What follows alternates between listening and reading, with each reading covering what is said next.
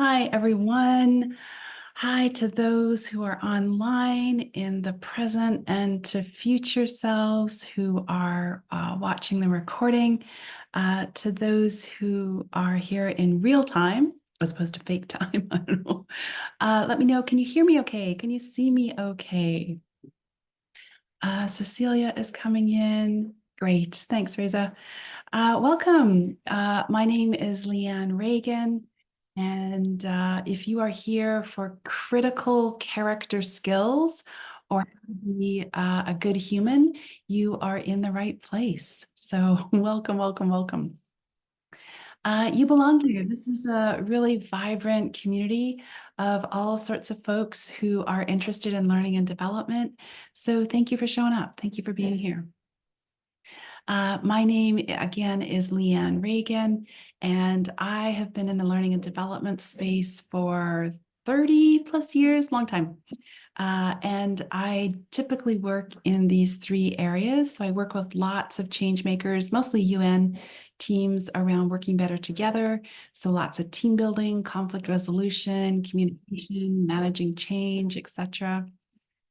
I also do lots of digital engagement work, including tech tools for efficiency. And then I also do training of trainers. I just got off a training with UN staff on how to give effective online presentations. Thanks to everyone who is just coming in. Hi, Amelia. Hi, Bridget.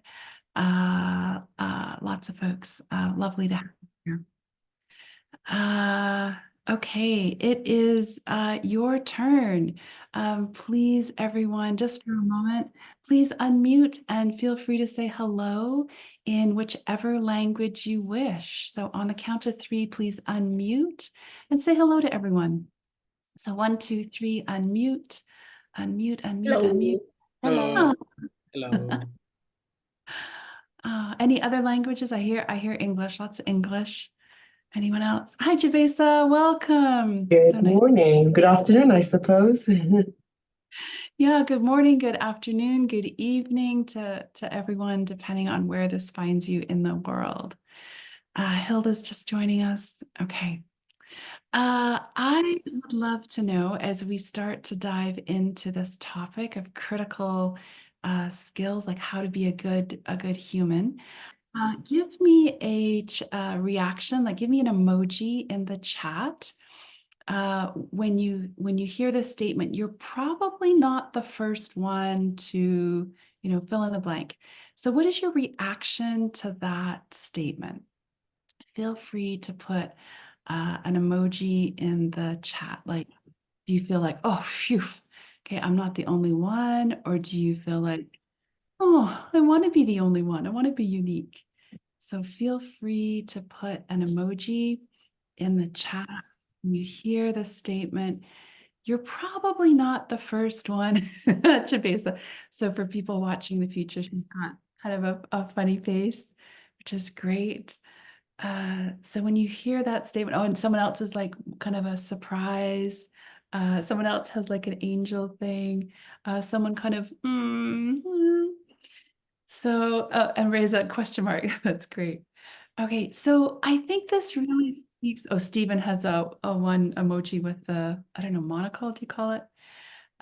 So I think this really speaks to our human need to do two very disparate things at the same time, which is to stand out and to fit in. You humans, we really want to stand out and we really want to fit in. Thanks to everyone who's just joining, including Marina and Melissa. Hi, Melissa, Sophia, and Stephen. So nice to have you here. And we've got other people coming in the waiting room. So this, of course, relates to these character skills. So, trying to put those disparate things together, our need to stand out and to fit in. So before we dive into that particular content around critical human skills, character skills, just a couple things. I'm so grateful that you're here, and I really want this to be a helpful, useful period of time for you. So please, we have so many great people in our community. So please feel free to communicate in the chat, give your ideas, your resources, questions, comments, etc. Let's keep that chat going. Also, if you want to be in touch in the between roundtables, so we do these once a month, there is a LinkedIn Learning and Development Roundtable group. I've just put that link in the chat. And there's also a Facebook LinkedIn or a Facebook Learning and Development Round. So if those are of interest, please feel free to join those. Also, I would really, if I can ask you one thing, if you find value in our time together, please share that membership link. I've just put it in the chat. You get access to all 11 plus years of roundtables. You get all the workbooks, the recordings, the audiovisual recording, etc. So if you find value, please take a moment right now to think about one or two people that you could share that link with. I'd really appreciate it. Also, I always give you a chance to give feedback. Your feedback is really, really key. So I will share that feedback link at the end of today's workshop. And as a way of saying thank you, every month I draw a winner from that feedback survey to win a copy of, or not a copy, to win access to my online ban boring online meetings. So I'll announce this month's winner at the end of the workshop today. And early next week, you will receive the audio recording, the video recording, the workbook, the PowerPoint, all that kind of stuff. And feedback from members have said, oh, Leanne, we love getting that stuff, but we want to get it sooner. So you asked, I answered. So the second this workshop ends, poof, the PowerPoint will arrive in your inbox, in your email inbox. So watch for that PowerPoint to arrive, and then everything else the team will curate and will get it to you at the beginning of next week. Okay, another thing that is really critical in critical human skill, skills of how to be human is curating your learning. So I am super grateful that you're here right now, and I want to be really kind to your future self when, a month or 2 or 6 months down the road, you think, what was that thing that she was talking about? How do I find that? So I made a little portal for you. So feel free to click on that link if you wish. If this speaks to you, you are more than welcome to use this. And basically, it's a Google Sheet and it's editable. So you just put your name on one row and then your learnings from each of the different skills I'm going to cover. If there is a colored line around a cell, it means that someone else is typing in that cell. So just skip down to the next row. So we don't want to erase anyone's information by mistake. So if that tool speaks to you, feel free to use it. Okay, are you ready to dive in? Are you ready to jump in? Can I get a thumbs up if you are ready to dive into these character skills that are so important? Ah, nice. So by the way, this comes to you thanks to yourself. So the members requested this topic. So as with all the topics, so I get back to people and listen to this. Oh, I'm just gonna make sure that folks are muted unless you have a question. So feel free, you can always ask questions in the chat or you can unmute and ask. Okay, so what are we going to talk about? What are we going to interact around? So I'll first of all show you why these character skills are so critical, and kind of confession, like I always knew, like I really focus on doing a lot of training in these skills, and I always knew they were super important. But I have to say, when I started researching it, thanks to you doing more research, wow, I think you'll be surprised at how important these skills are. Then I've picked 10 of the top critical skills that I think are really important based on my work with teams. And we'll do 5 before the break and then 5 after the break.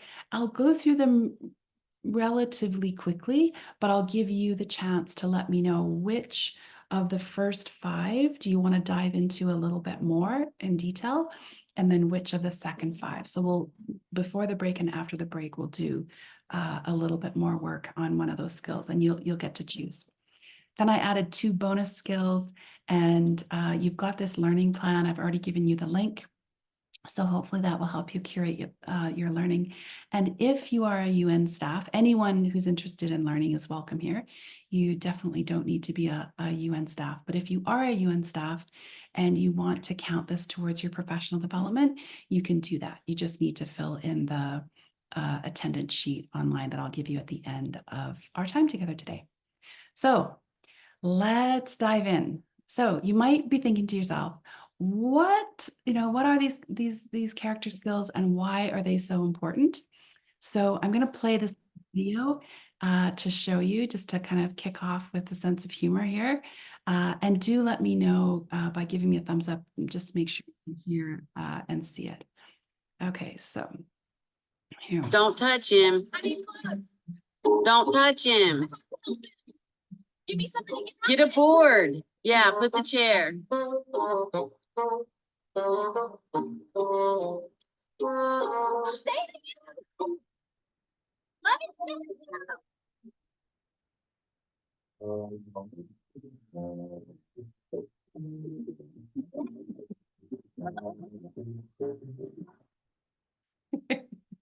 I've watched that a number of times getting ready for it. Let me know in the chat if anyone else has seen that.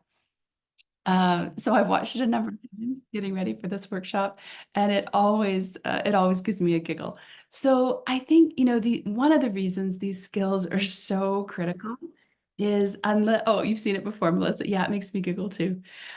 So, unless you're living in a cave somewhere and you have no electricity and no internet, and like you absolutely don't interact with people, we all interact with people so often, and oftentimes it can feel a little bit like we're running around with good intentions, but maybe we are not being as effective as we can be, with this woman trying to help rescue this squirrel.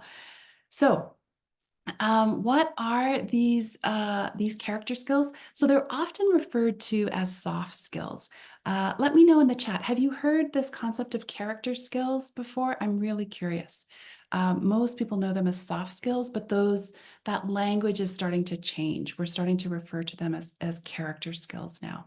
But let me know in the chat. Is that term character skills familiar to you? Danielle is saying, hi, Danielle, is saying prefers character skills over soft skills. Me too. But yeah, and it's a new term for Stephen. Yeah, I think it's better because soft skills kind of sounds not as important and kind of fluffy and kind of, yeah, maybe not as strategic, etc. So yeah, so it's a new term to lots of people. And Melissa saying, love the transition to character versus soft for just the reason you said. Yeah. So, and these character skills or soft skills, they're incredibly essential, which I'll share some research about that with you just in a second.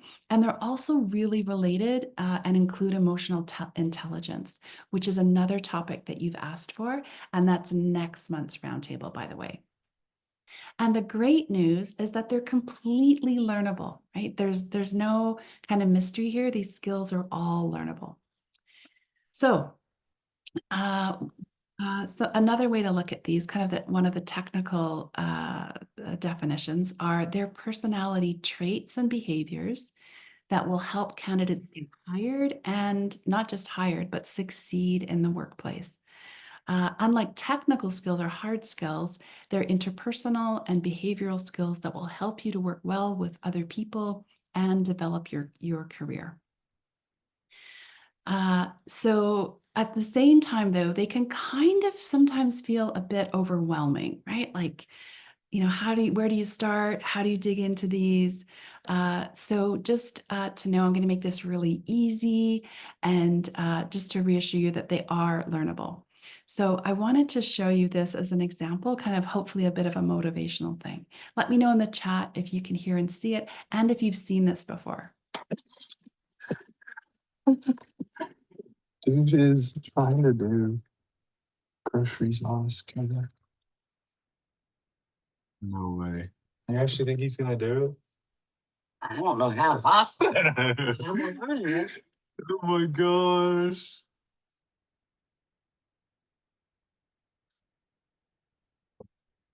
Okay, do you think that he can, so this guy's on a scooter. Do you think that he can carry all these bags on this scooter? Melissa's seen this one before. Okay. So let me know. Give me sort of a thumbs up or a thumbs down if you think he can do it. Oh, great. Okay. So Diana's saying yes. Chabesa's saying yes, he will succeed. Needy thinks yes. Okay. Great. Okay. Okay. So let's continue. Let's see what he does. Okay, so what are those? Is it carabiners? Those are carabiners. She is like, this lady's like, there's no. Oh, sorry, folks. Oh gosh, I'm sorry. That's Hang a on, there you safety go. vest, and he's There you go. put zip ties on it. This is Kim. He legit. He just put carabiners all over the back. Should we ask him if he needs help? Yes, we should. Hey, you need any help? Yeah. You Good, good? man. I mean, you look like you've done it before, so. Yeah. Every week. Have a good one. Dude, every week, Kim, every week he does this. He's legit got a watermelon.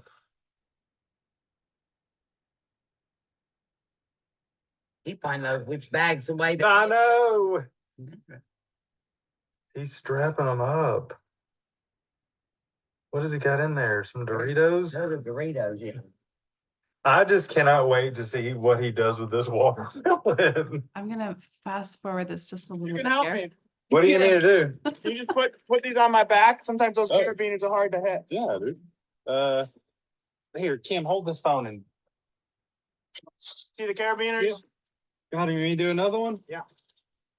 We almost got it all. Okay. Have a good one. You care about video a little more? This is just incredible. Nah, you're good. All right. On these rainy streets of town.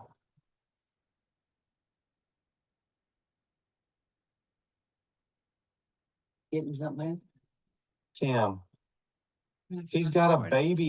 a baby, and he knows exactly what he's doing. He puts the watermelon in a baby carrier. It worked, dude. Told ya. I know, you're incredible. Have a good day, Have man. a good one. He's off. And off he goes. I'm a Canadian living in Kenya, and I was just in the southern states for the first time, so I kind of love hearing those accents. So yeah, I love his use of tools, right? He's using a belt, he's using carabiners, he's using a safety vest, he's using a little pouch, he asks for help, and he scoots off, he gets on his way. And as Ada is saying, by the way, if I mispronounce your name, please feel free to send me a message, a DM of how to say your name. So Ada's saying, just out of the box thinking. Yeah, absolutely. So let's search for the critical, the character skills that are the equivalent of those carabiners, that safety vest, etc. Okay, so these skills are so critical. Feel free to guess the percentage in the chat. So guess the percentage in the chat. So LinkedIn's Global Talent Trends Report. By the way, you will get a copy of the PowerPoint. You'll get a copy of a workbook that has all the research that I did for this. So all of the sources are in there. So LinkedIn's Global Talent Trends Report showed that a certain percentage of talent professionals and hiring managers say that soft skills or character skills are just as important or more important than hard skills. So what do you think the percentage is? Feel free to pop. Okay, so we've got 60, 70, 60, another 60, another. So 60 is a common, okay, 80, 80, 80, lots of 80s, 30, 50, 50, 75. I think you're going to be surprised. We've got 80, I think 85 is the highest I've seen so far. Okay, drum roll. Here is your answer. 92. 92. 92% of talent professionals and hiring managers see these character skills as important or more important than technical skills. I think that Marina's saying 100. Yeah, I mean, that just blew me away, that stat. And feel free to guess again. What percentage of respondents said that bad hires typically lack soft skills? So you've hired someone, and what percentage of those hires that didn't work out are people that don't have these character skills? We've got 95, 100, 90. Okay, anyone else? 90. Okay, they're really high. Oh, hey, Digmar. Okay. Okay, here we go. 89. So almost the same, right? So almost 90%, right? And yet how many of us are, when we're hiring, are looking for these character skills, right? I think a lot of folks, we focus on the technical. And when we're looking ahead, some of these, really critical character skills, they're top skills that people are looking for, are going to be essential in the year 2025.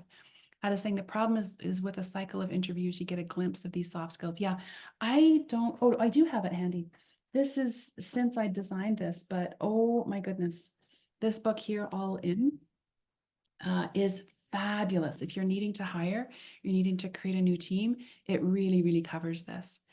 And I remember in the book, it says the only thing that interviewing measures is how good someone is at being interviewed. Danielle is saying there was a study that shows it's better to hire someone with strong character skills and mediocre hard skills than to hire someone with the opposite. Yeah, the latter type of person causes too much damage to their team. Yeah, and yet we don't focus on it, right? So let's start focusing on it. So I'm going to share 5 character skills that I think in my 30 plus years of doing this, and I work mostly with teams. I've seen these are so critical.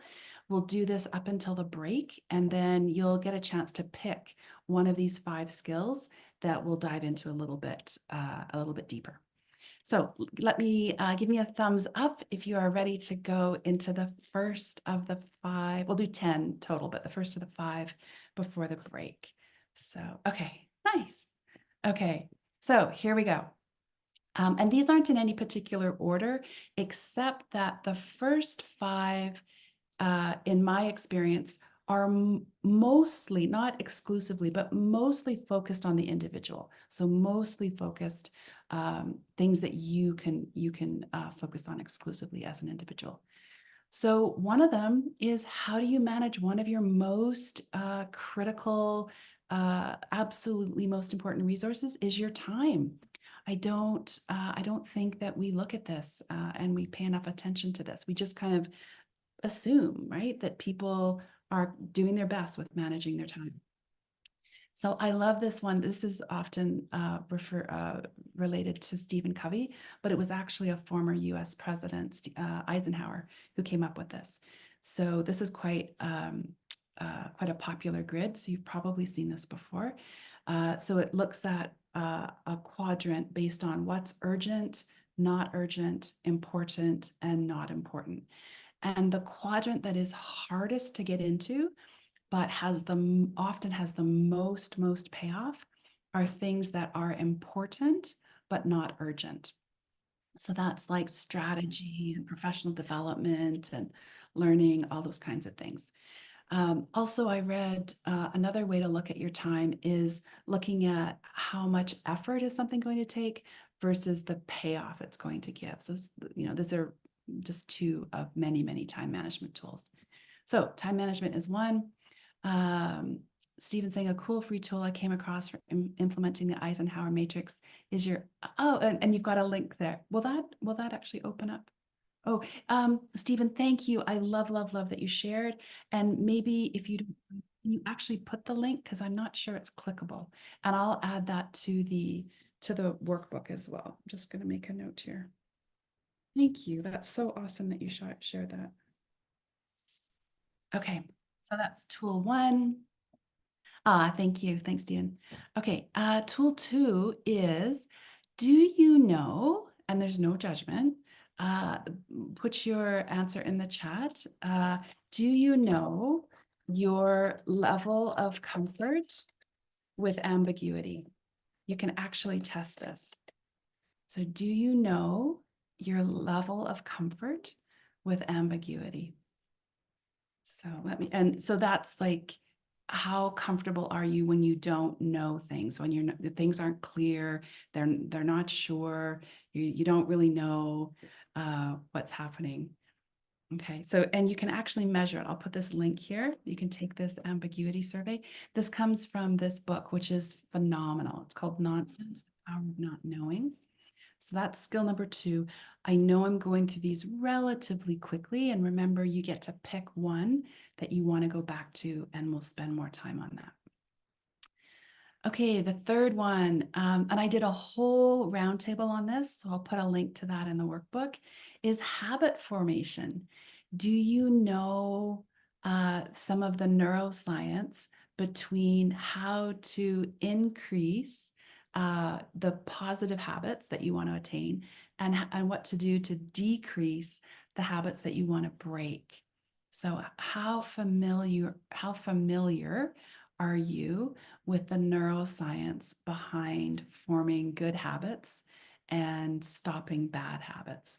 Reza's saying it depends on the situation. For ambiguity, yeah, absolutely. So, but this survey does look at things in general. But yeah, sometimes we're more comfortable with, for example, ambiguity at home, but we are not comfortable with ambiguity in the workplace. But let me know, do you have some clarity around the neuroscience with habit formation? It's relatively new. Some of this research is pretty new. Fascinating, absolutely fascinating. And it's an absolute, I think, critical character skill. Because if you know, it's one thing to say to yourself, I want to work out, or I want to read more, or whatever. But if you can use that neuroscience to obtain those healthy habits, fabulous. Oh, hi, Padma Say. Lovely to have you on the call. Yeah, people fail systems. Yes, yeah, that's James Clear work. Yeah, he talks about falling. How does he say it? Falling to the level of your systems. Yeah. Okay, so habit formation is our third one. The fourth one is giving and receiving feedback. Oh, I'm going to go back here because there's a comment. Ada saying, yes, somehow a meditation can be part of habit building. Yeah, absolutely. Yeah, and there's lots of apps for that. Yeah, for sure.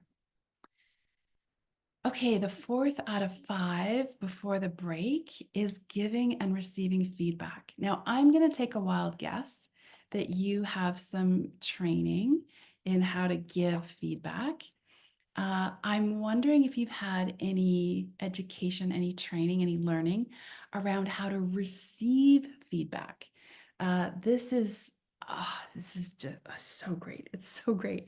The research clearly shows that we're paying too much attention on how to give feedback and not enough on how to receive it. So most feedback doesn't matter how well it's given, it's not received very well.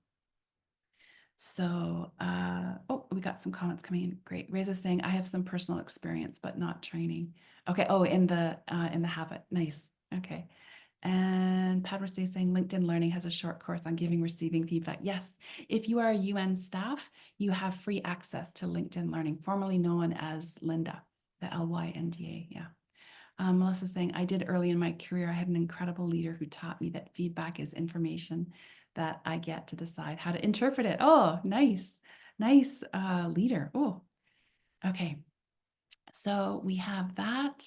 And then the 5th one, and remember, we'll go back to one of these, or as many as you want, as many as we have time for, is mindset. So do you have any sense of this notion of growth and fixed mindset? For me, I'm an avid reader. I just inhale, absorb, tons of learning that way. And Carol Dweck's work on mindset I have to, I would say it was my #1 favorite professional development book I've ever read. Stephen's read it. Nice. Did you like it, Stephen? Yeah, and Melissa has read it too. Yeah, it's so good. And it's not just a great book, but in terms of how you can use that information is phenomenal. It's absolutely life-changing. And I put a, did I put a, yeah, I put a link to a mindset survey there. Okay, so that was 5 skills that, I mean, you can clearly use this with teams, and I think you'll see after the break, the next 5 are slant a little bit more towards group or teams. Christina's saying, Reddit, love how she influenced Angela Duck. Sorry, Christine, I'm not sure. So I know, you say Angela Duckworth? Isn't it Carol? Oh, so you're saying Carol Dweck influenced Angela Duckworth. Okay, gotcha. Sorry, it took me a second there. Okay, so I am going to open up a poll. So let me know of those 5 skills. You'll be able to see this in just a second. You should see it on your screen now. So let me know, which one do you want to go back to and spend a little bit more time on? So you should be able to see this poll on your screen. Do you want to talk a little bit more about time management, about ambiguity, habit formation, giving and receiving feedback, or mindset? Okay, the votes are coming in fast and furious. Nice.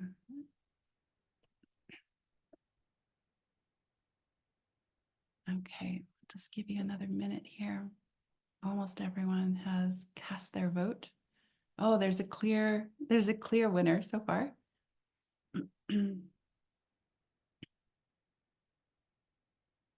Okay. Just gonna grab a screen grab of this. So a third of you have said, let me show you here. I can show you the results. So it's clear, a third of you want to talk about ambiguity. Okay, so I'm going to stop sharing that, and then we will go back to ambiguity. I can see that Needy, hi Needy, I'll have to leave for another meeting. We'll try to, yeah, okay. Hopefully you can come back. And again, the second this roundtable ends, the PowerPoint will end up in your inbox. And then on Monday, you'll get the audio recording, the video recording, all the resources, the workbook, everything. Okay, so ambiguity. So let me know, you're so welcome, Needy. Let me know if you have any particular questions, and I will just launch into a little bit of a description of this. So I'll share that survey with you again. This had a huge impact on me. So, oh gosh, what's it called? Oh, I'm gapping on the name of there was a siege in Waco, Texas. In Waco, Texas, years ago, there was a group of people. This is an example, by the way, that comes out of this book. There was a group of people that were very, very armed, like military armed.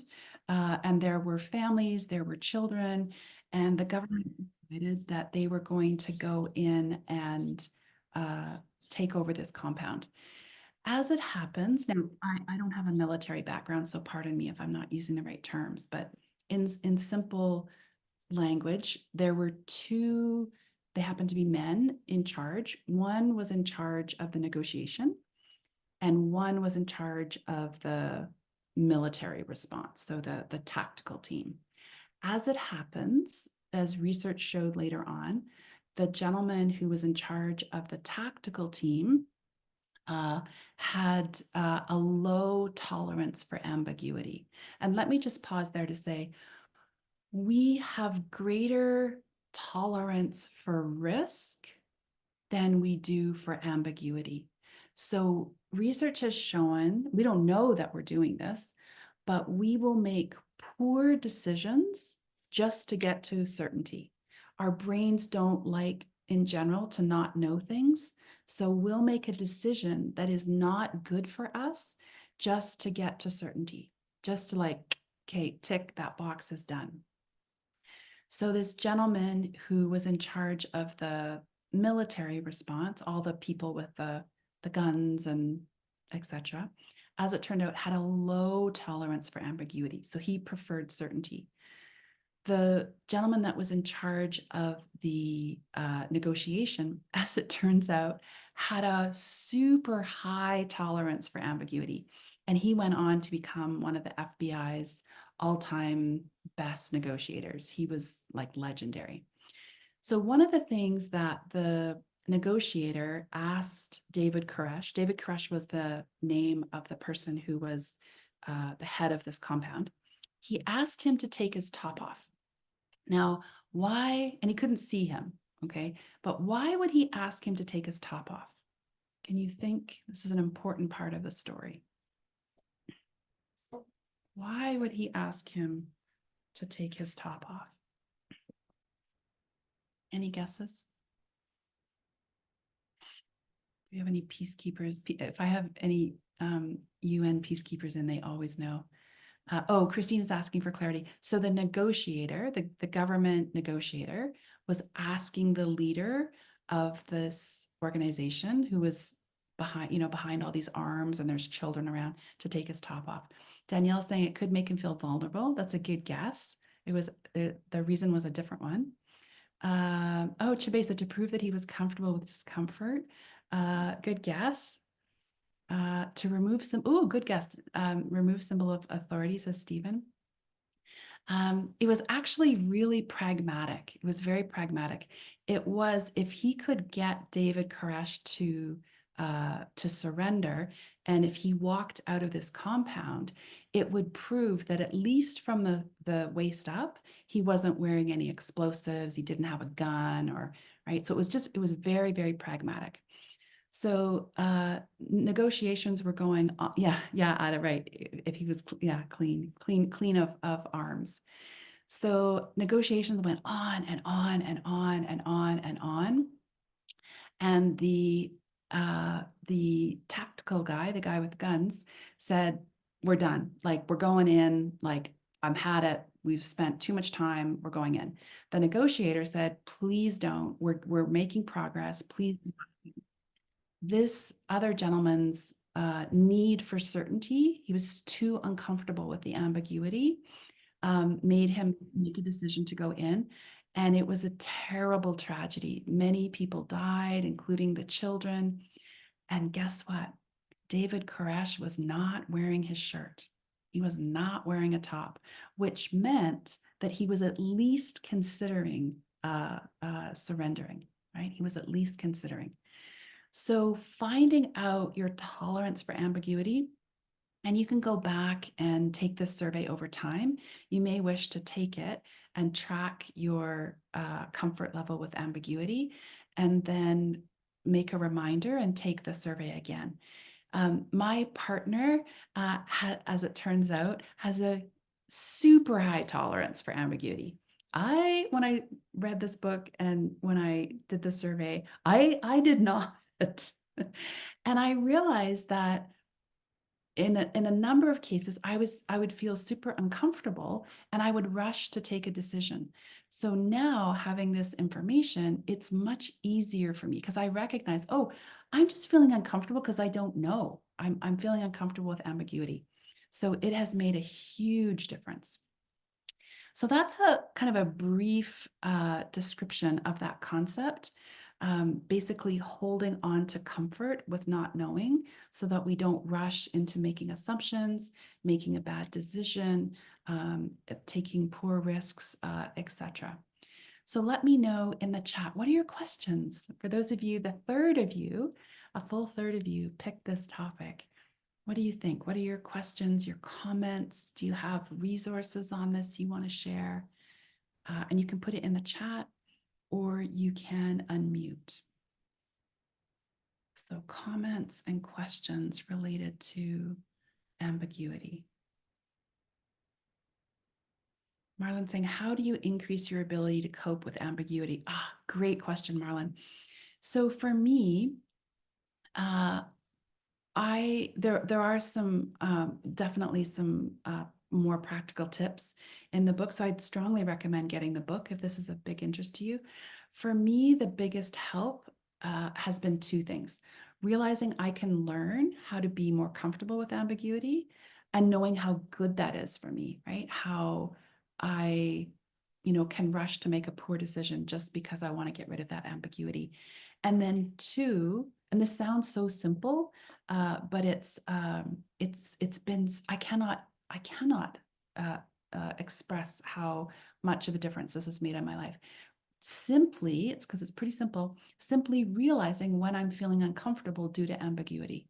Once I realize that, it's like, oh, whew, the pressure's off. I understand where that uncomfort is coming from, and I can move forward with more clarity.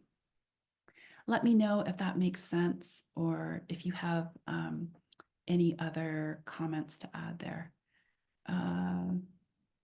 Okay, I'm just, oh, Danielle's saying, for me, it's about accepting that stability is an illusion. Yeah, absolutely. And that we'll rush to make a poor decision, right? So we'll do something that's bad for us just to get rid of that ambiguity. That's so good, Danielle. So getting prepared for multiple possibilities, fabulous. Okay, I'm using this relatively new tool in PowerPoint where I've inserted this cameo. So you don't have my black bar down the side in the recording, but I have to stay so still, otherwise the camera goes off. So sorry for that when it goes off. Bridget saying, insightful. Stephen saying, making snap decisions to get to certainty is a very interesting concept to me. Yeah, this book, so good, Stephen. And every year in January, I do 2 blog posts on all the books I read for the year. So this is in that post as well. You can take a look at my blog and just search for ambiguity if you want. Bridget is saying, I like knowing, period. I know, right? It's just so much more comfortable. I used to make assumptions, but over time I've learned to ask straight out questions. Yeah. And I think the other piece of that, Bridget, is trying to be comfortable when we don't know the answer to the question, and trying not to rush the answer, because that's when we make assumptions. We're not including people who should be included in the decision making. We're leaving people out, etc. Like really, yeah, some not good things can happen. Melissa's saying, I picked this because I know I have a high tolerance for it, but I don't know how I developed it. Oh, I've just ordered this book. I want to help others be more comfortable with it and develop a skill. Oh, yeah. So hopefully the book will also help you with that. I love that you ordered it. That's great. Did you just order it, Melissa? Like because you heard it here, or you had ordered it before? I'd love No, to know. I just ordered both books you've recommended so far. Oh, I love that. Oh, for sure. I hope you like them as much as I did. Yeah, they're great. Okay, Alba's saying ambiguity, interpreting a message as we're given could improve effective communication. Right. So, we are actually walking and talking faster than we did, and this is across many cultures, than we did a couple of decades ago. So this does not help us with being tolerant for ambiguity, because we need to keep going, right? Like we need to keep moving. We need to get that report out. We need to get that thing to the donors. We need to do that consultation. We need to arrange that focus group. We need to get that budget in, et cetera, et cetera, et cetera. So there are some structural things in place that make it difficult to find comfort in ambiguity, for sure. Bridget's saying, now to learn with the discomfort of ambiguity. Yeah. And I have to say, as someone who was super not comfortable with ambiguity, the key for me, and I don't want to sound like I've got it all figured out, like I still, I'm always learning, but a super important key was just realizing when it was the ambiguity that was causing me discomfort. It's like, oh, that's huge. That's a huge insight. Huge. Marina's saying, have you also thought about how to handle situations of moral ambiguity? Oh, I've done some roundtables on culture and intercultural things. I have a tool, you can search my blog for it, called ICU, which stands for Individual, Cultural, and Universal. So that's one tool I use around moral issues because they often have a cultural element to them. Great question. And others, please jump in if you have some thoughts on any of these other topics, and the one around moral ambiguity. That's so great. Moral ambiguity, that is often also tied to our values, right? Like getting really clear around what, if we're getting angry, if we're getting upset, it's often because a value has been trampled on. So what is that value? And getting clear on the values can help with getting to clarity. Asking questions, absolutely, such an important skill, absolutely. And asking what are the thoughts of others on an issue. Yeah, sometimes we take on too much responsibility, like we have to know everything as opposed to asking questions. Hey, Dunglin, what is the name of the book on ambiguity? Oh, it's on the screen. It's called Nonsense, The Power of Not Knowing by Jamie Holmes. So good. Marlon is saying, how do you reconcile coping with ambiguity with your own values? Oh, so if for me personally, if I'm upset about something if it's if there's a situation that's ambiguous and I'm in conflict, you put those two things together, so ambiguity and conflict, I try to go to my values. So what value of mine is being disrespected or isn't apparent or is not, then that can often help me find some comfort and move forward. It is saying, I ask, and if no answer is received, I decide according to my values. Nice, nice. And it is also saying, when is urgent and important and with high impact, ambiguity is also impactful. Right. Yeah. So if something's really urgent, it can be hard to be comfortable with ambiguity. But think about that hostage situation, right? So what that discomfort with ambiguity did. Okay. We're about halfway through. May I have your permission to take to launch us on a quick 5-minute break? Is that okay? Just give me a thumbs up. If you have the chat will stay there. So if you have other questions, you can pop them in the chat. Okay, great. Okay, got some thumbs up. Okay, so as we go to break, please know that you automatically become a member when you signed up for this roundtable. And once again, if you're finding value in our time together, I love growing our community around learning and development. I think learning is so important. So please share that membership link, and it's free. And also, you are, I'll just also share the upcoming dates for the roundtables. So they're there in the chat. So mark your calendars. The next one is May 16th. It's on, as you requested, it's on emotional intelligence. Oh, my picture's in the way there. Also, I'm doing some workshops on effective online presentations and work-life balance. Those are for UN clients, so you can check my website. I'll leave that link in the chat as well. So feel free to take a stretch, whether it's your morning, afternoon, or evening, and we'll see you back in 5 minutes. Thanks, everyone. See you in 5 minutes.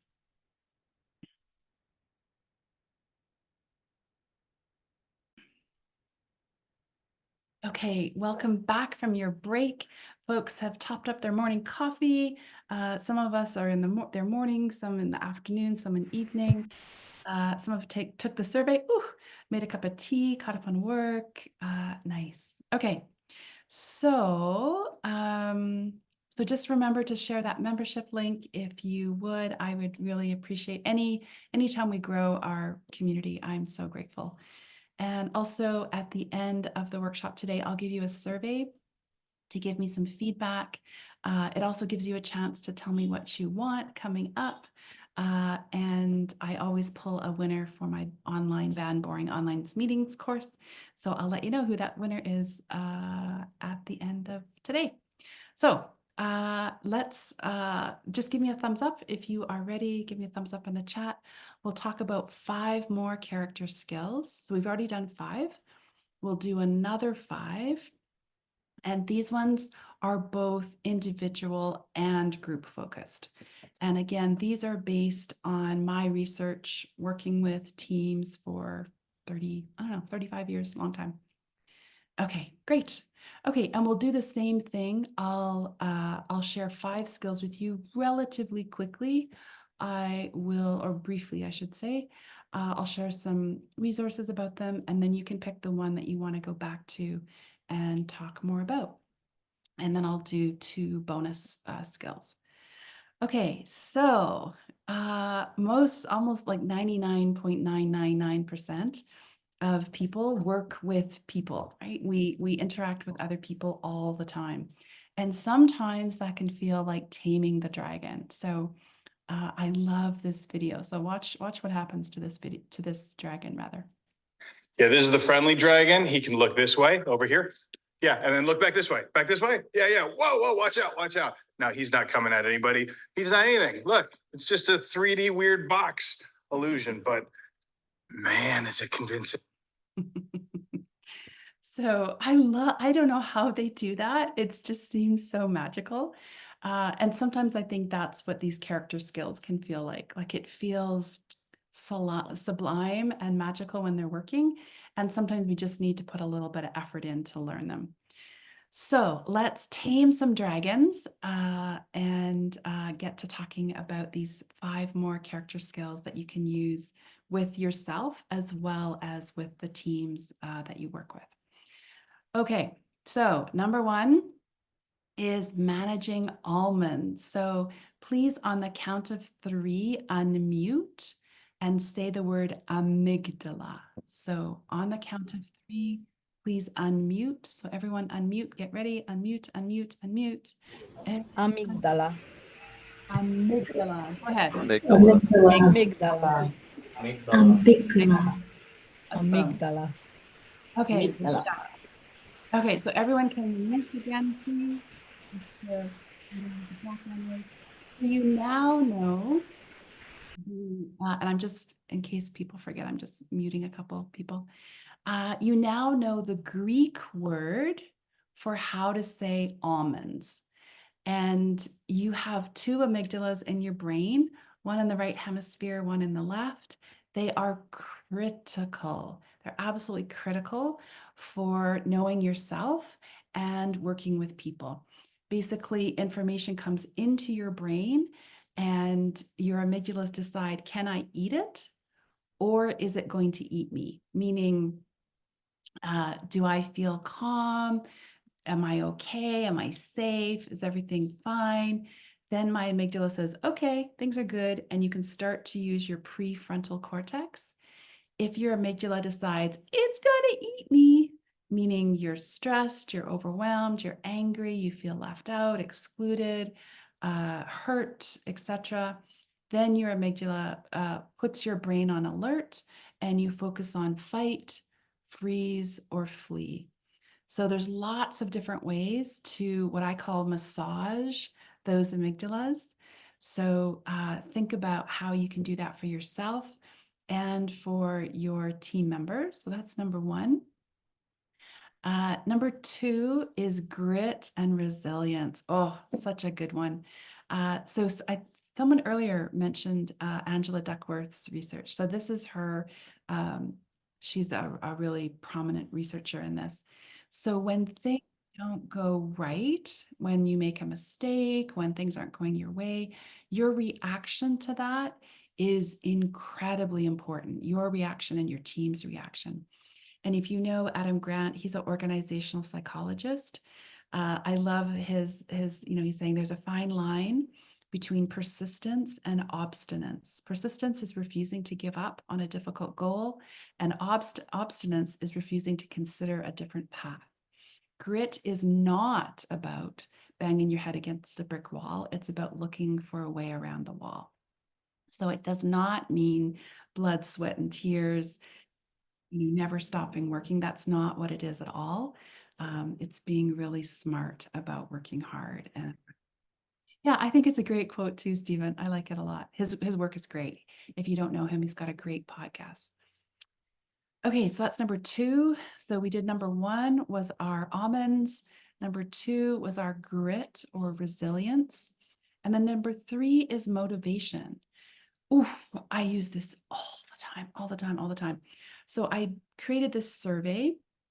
It was in your pre-registration package. And this is all about what motivates you. If you know this about yourself and about your colleagues, oh, it makes life so much easier. I was having some challenges with a colleague. I just felt like our heads were being, I was racking my brain. I'm like, okay, how do I move forward? And then I thought, she is motivated by external things. So she was concerned about what other people would think. That unlocked the floodgates. It just made things so much easier moving forward. Oh, Ada has said, when you cannot change things, change the way you perceive. Yeah, absolutely. There's this book or this quote rather from a book called As Above, So Below. It's a really old book, but this quote really stuck with me. And it goes, if you can't fight, so we're kind of slipping back into grit and resilience here. If you can't fight, so if you can't change things and you can't flee, you can't get away, then flow, right? So how can you learn to be with the things that you can't change or you can't get away from? Like, oh, if we could all do that, the world would be a much different place.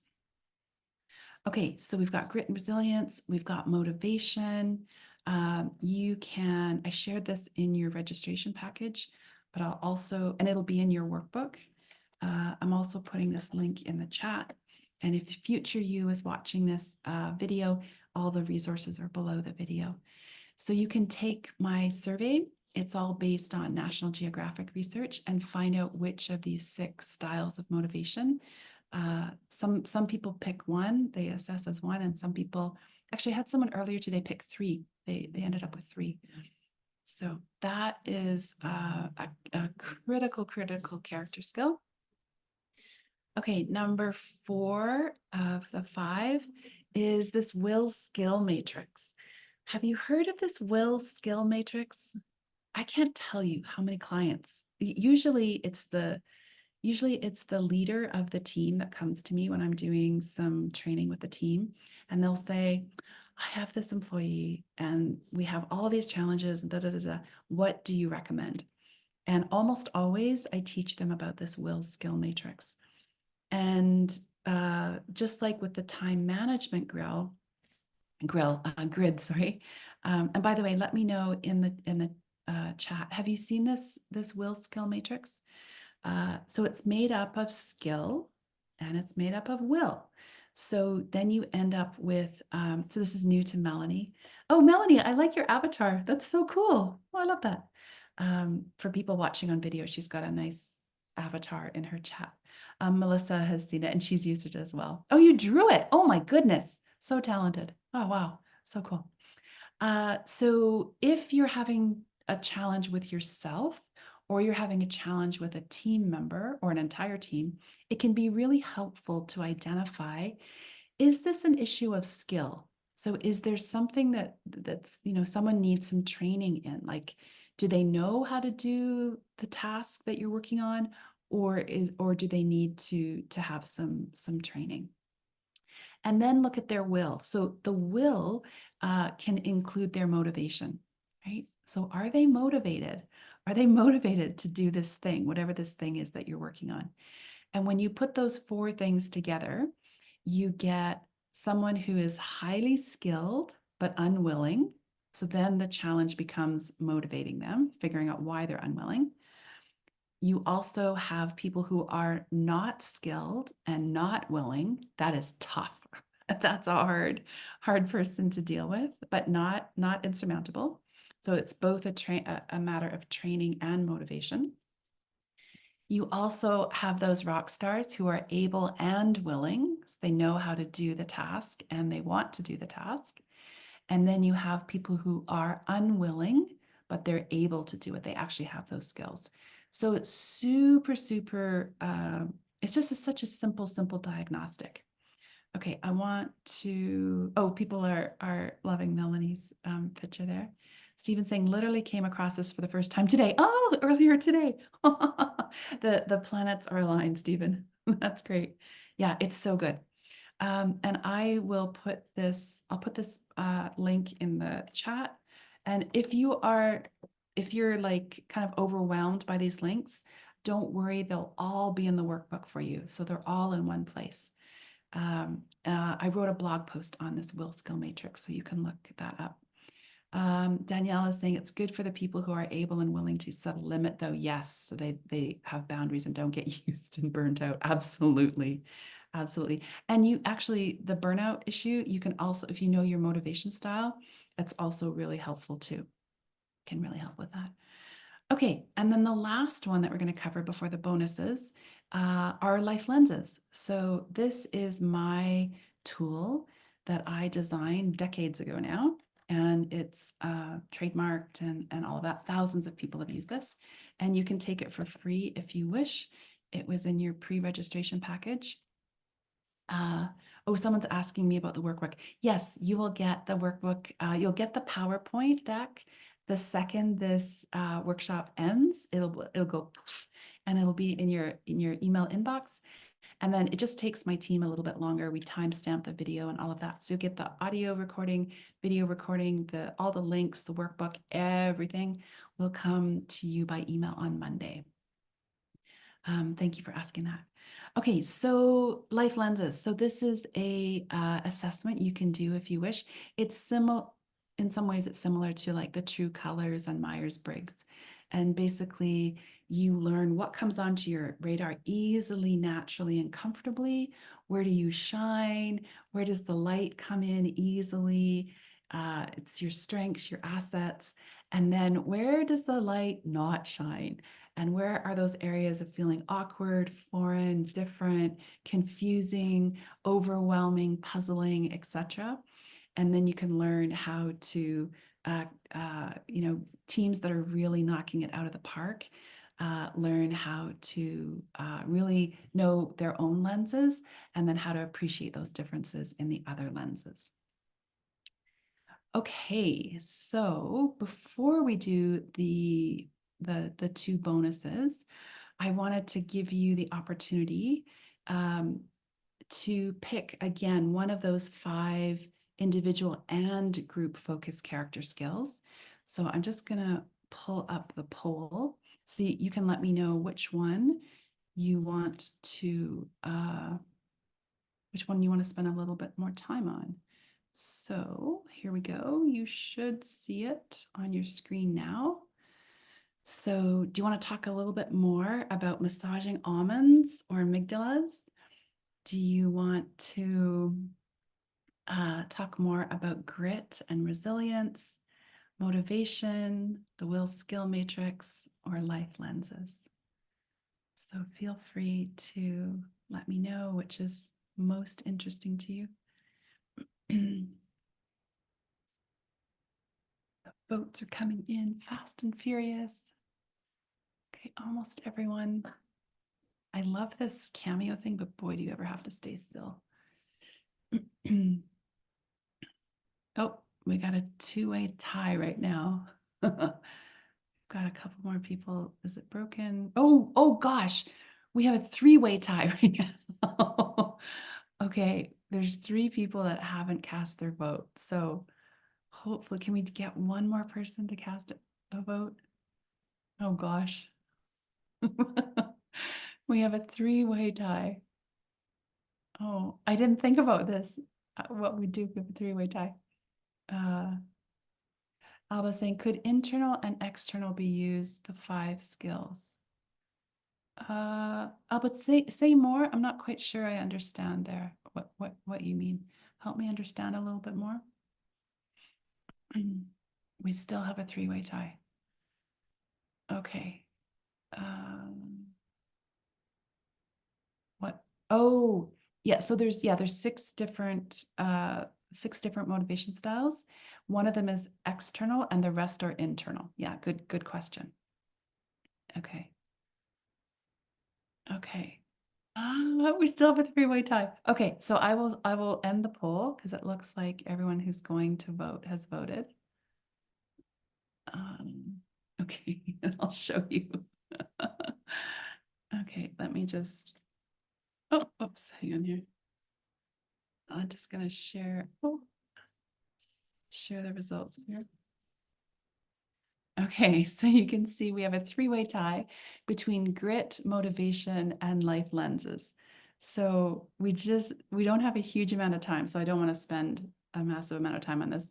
But just put one of those three things in the chat. Which one do you want to do? Grit, motivation, or life lenses? I'll share resources on all of these. Okay, so we got one grit. We got grit. Okay, oh gosh, how am I going to track this? Okay, two grit. Oh, it looks like we've got lots of grit. Okay, some life lenses. Grit. Okay, it looks like most of them are grit. Okay, I'm going to make an executive decision. We'll go with grit. Okay, so let's go back up here. And okay, so yeah, so let's just talk for a couple more minutes about this. If you have particular questions, I'll share the assessment again. I think my most important learning, and this is from I always get Carol Dweck, Angela Duckworth's research is she's really big on this.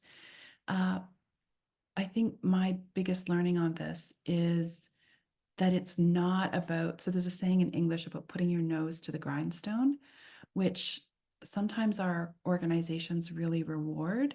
And if you think about, if you actually put your nose to a grindstone, that would involve blood.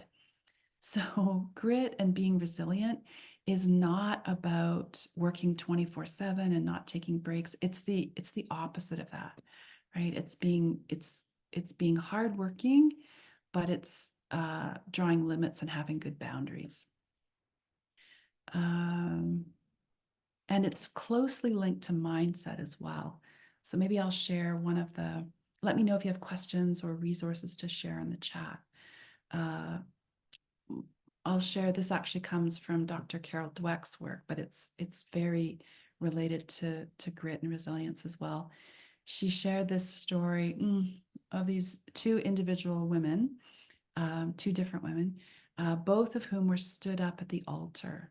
So on their wedding day, their partner, their supposed life partner, did not show up.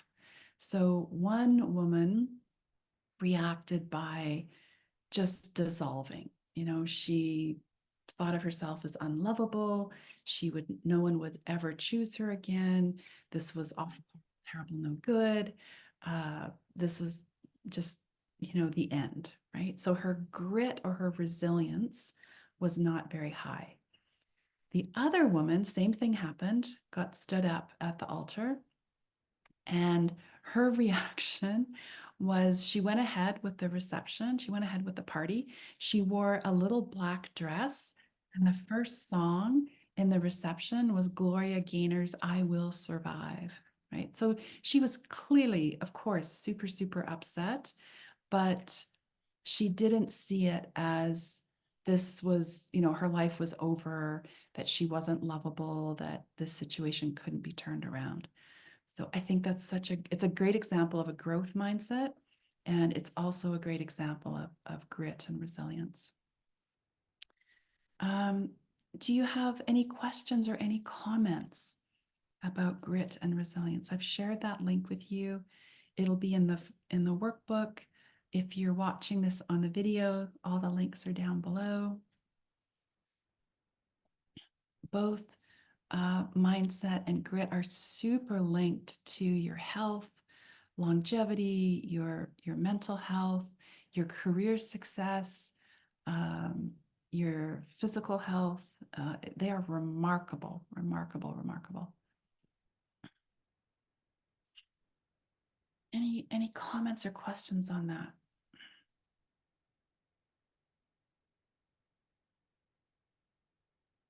do you have, let me know if you have any tips in the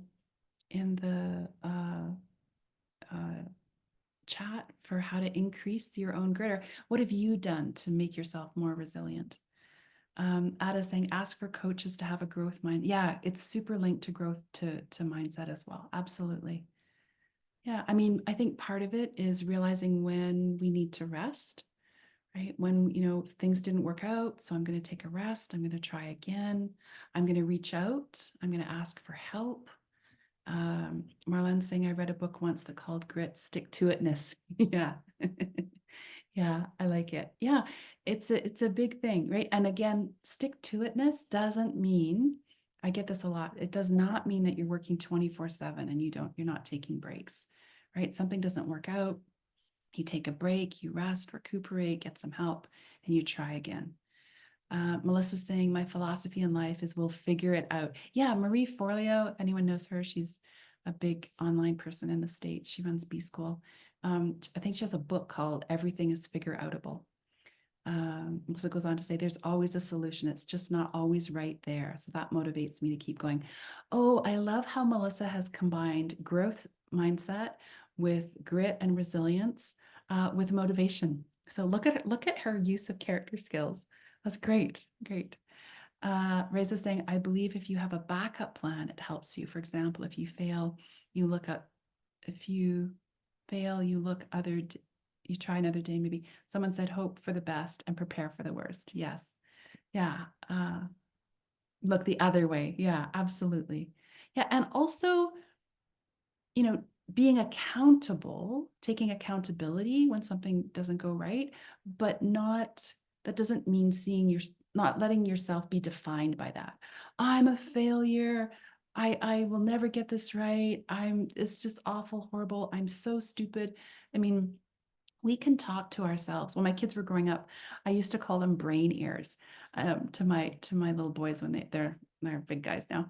But I used to say, you've got another set of ears in your brain, and how you talk to them makes a big deal. If you tell your brain ears that you're not good at math, you're not going to be good at math. So be very careful how you talk to your brain ears. Okay, let me catch up on the chat here. Okay, and Melanie's saying, I remind myself to stay optimistic. Oh, it's spelled, oh, this is so great. Spelled OPTIMYSTIC. Oh, that's so clever. Spelled wrong on purpose. Always something we can't explain, but something guided by something. Oh, that's so lovely. Oh, and Alba saying, create a strong support network. Absolutely. I have 2 women's groups I've created. One has been running for, gosh, I don't know, 15 years, a long time. We meet every month online. I meet online. They're all in Vancouver. We have been through cancers, divorce, deaths, like talk about resilience. Like they are amazing women. Melanie saying optimistic who believes in the mystical. That's great. Okay. Okay, well, that was a lovely conversation. I was curious to see which one you picked. And I love that there was so much wide-ranging interest in all of the, all the skills. So we are closing in. We've got about 10 minutes left to the bottom of the hour. Oh, and Stephen's sharing, speaking of math, a good book that's very relevant to this topic is A Mind for Numbers. Oh, okay. Thank you, Stephen. Also, the Heath brothers. Oh, no, I mentioned them in my last. So the Heath brothers love their stuff. They wrote, one of them wrote a book called Numbers Made to Count. Oh, it's so good. It's all in numbers. It's so good how to tell stories with numbers. Thank you, Stephen, for sharing. I'll put that in the book, in the workbook, which if I don't write it down, I will forget. So let me just make a note. Oh, Amelia, I actually, thank you. Amelia's asked if I can save the chat. I save this chat, but I don't share it. And there's just a reason, because it has people's names in there, first names and last names. So I choose not to share that publicly because I'd have to get everybody's permission. But I try to be very diligent about going back to the chat and putting any resources that were shared in the workbook. So I'm assuming that you want that shared because you want the resources. So check the workbook. They will be there. Yes, absolutely, Danielle. Yeah. And I just don't want people to, Danielle has said private conversations in the chat would be shared. I know I'm saying names and this is being recorded, but I just say first names. So yeah, that's my reasoning behind that. I am very careful not to share emails or any of your very important information that way. Okay, so let's continue on. Can I just get a thumbs up and we will do the 2 bonus character skills and then we will close. Okay, great. Okay, so I wanted to curate a couple of bonuses for you. So I have written a weekly blog post for 2 decades. I don't know, long time. And one of the things that I write about is called Working Better Together. So those are skills. A lot of it relates to character skills. So I put a link in the chat and it'll be in the workbook. And those are all the blog posts specifically that are tagged Working Better Together. So feel free, if that's of interest, you are most welcome to dive into those. They're there whenever you have the time and the inclination. And then also know that I think part of character skills is taking really good care of yourself. So I do a course on work-life balance. I've got a ton of research on that topic. There's a few courses upcoming. You can look at the link I just put in the chat. Those ones, though, just a quick caveat, those are only for UN staff. But if you are interested in the course and you're not a UN staff, just reach out and we'll see if we can work on that together. So work-life balance and working better together. And that brings us to our summary. So high five to all of you. I'm so grateful that you are here. We talked a bit about why these, like what are character skills and why they're so critical. And we did 10 different critical skills, and we dove a little bit more into 2 of those. Each of those skills will come with resources in the workbook, so you can dive into whichever ones call to you the loudest. And then we did the 2 bonus skills, which was the working better together and the work-life balance. And remember that you do have that learning plan. So if you want to kind of summarize some of your learning on that learning plan, feel free to do that. It's there for you. And if you are a UN staff and you do want to have this count towards your professional development, then you just need to sign the sheet, which I will share with you in just a second. So I really encourage you. I'm so glad that you showed up. I'm so glad that you're here in person. And I really would love it if you would look at how you can actually use this information. So how do you actually apply your learning? So let me know in the chat, what's a key takeaway? What's one thing that you thought, oh, that's really key for me. So put that in the chat. What's a key takeaway? And every roundtable, so just while you're doing that, okay, Ada saying hope for the best, prepare for the worst. Nice. Okay, so share your key takeaways there. Also, I do a lot of research for these roundtables, and I use a tool called Digo to curate all those links. So you can click on that link if you're like, I don't want to wait till Monday. I want to see some of these resources. You can click on that one link and it will show you everything that's related to this workshop. Okay, and in terms of takeaways, Melissa's saying, I'm curious to explore the ideas around having greater tolerance for risk than ambiguity. Yeah, so good. Oh, that was such a game changer for me. Stephen saying, being uncomfortable with ambiguity can disrupt sound decision-making. I know, yeah, that was such a big learning for me. And Melanie's saying the will and skill matrix, that it's possible to move in various directions on that grid once you know a bit more about motivation style. Yeah, absolutely. And Vic is saying nonsense. Nice. Okay, so I encourage you pick a couple of those skills and practice them, look into those resources. And in 4 minutes, the PowerPoint at the bottom of the hour will arrive in your inbox. So watch out for that. And then everything else will come to you on Monday. Jabez is saying, I'm very pleased to learn about the term character skills instead of soft skills. Something that I will apply in my everyday work immediately. Oh, that makes me so happy, Jabez. James is saying the almond, aka amygdala. Oh, I'll share a worksheet for that. Actually, now that I've mentioned it, I'll do it now because then you might say, oh, I want it now. So this is a worksheet for the amygdalas that I don't think I shared. Ways to make our amygdalas happy. You can add to it. It's a worksheet. Ways to make them happy and ways to make them unhappy. So feel free to play around with that. You can edit it as you wish. And I was saying ambiguity is my word I was looking for, and I could not give it a name. Oh, and then it came today. Yeah. It is so reassuring for me when I'm feeling not good. And I'm like, oh yeah, it's ambiguity. That's what's bugging you. That's what is making you feel anxious. So helpful. Reza, I really like this story and example to demonstrate skills. Nice. Okay.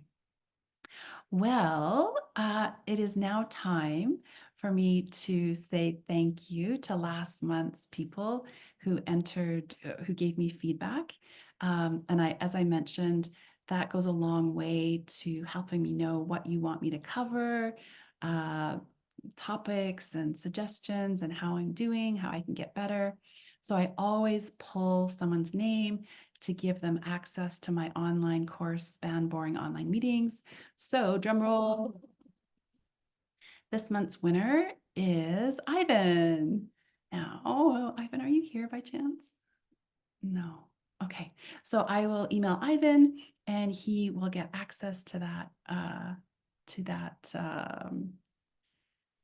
course. So here is the survey. Doesn't take very long. Please take a few minutes if I can ask you to fill in that survey, and then you automatically get entered if you wish. You can indicate if you want to be entered into the draw to win next month. So in closing, please, once again, I know I've said this a number of times, but I think learning is the key to all massive social problems. If we have a culture of learning, we can do anything. So please do share that membership link. If you are a UN staff and you want to have this count towards your professional development, that attendance link, oh, sorry, folks. That attendance link is right there. And then here, once again, are all of the upcoming dates for the roundtables. And you will get emails with the invitations now that you're members, because you became a member when you signed up for this. And you get access to all 11 years of resources. On Monday will come the video, and it's time stamped. So you can just click on a portion based on what you want to review. You'll get the workbook, the PowerPoint, all that kind of stuff. So till next time, again, share that link, mark your calendars, and thank you. Please don't hesitate to reach out if you'd like to chat about me doing some team building for your team, some work around tech tools, or training of trainers. Thank you, everyone. I appreciate you. Stay well, stay safe, stay creative, and I hope to see you next month. Thank you. Thank you.